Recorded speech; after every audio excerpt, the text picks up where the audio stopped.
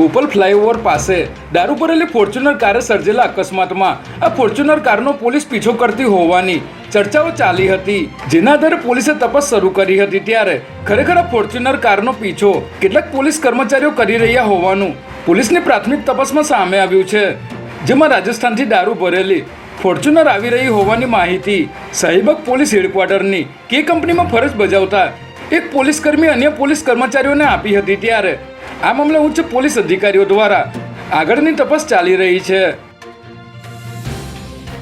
અમદાવાદમાં રથયાત્રા પહેલા આજે અમાસના દિવસે મામાના ઘરેથી નિજ મંદિર પરત ફર્યા બાદ ભગવાન જગન્નાથની નેત્રોત્સવ વિધિ કરાઈ હતી, જેમાં આજે ભગવાન સરસપુર મામાના ઘરેથી નિજ મંદિરે પરત ફર્યા બાદ પારંપરિક વિધિ સાથે ભગવાનની આંખ પર પાટા બાંધવામાં આવ્યા હતા। ત્યારે આ પ્રસંગે ભક્તોનું કીડિયારું ઉભરાયું હતું અને આ સાથે ધ્વજારોહણ અને મહાઆરતી પણ કરવામાં આવી હતી।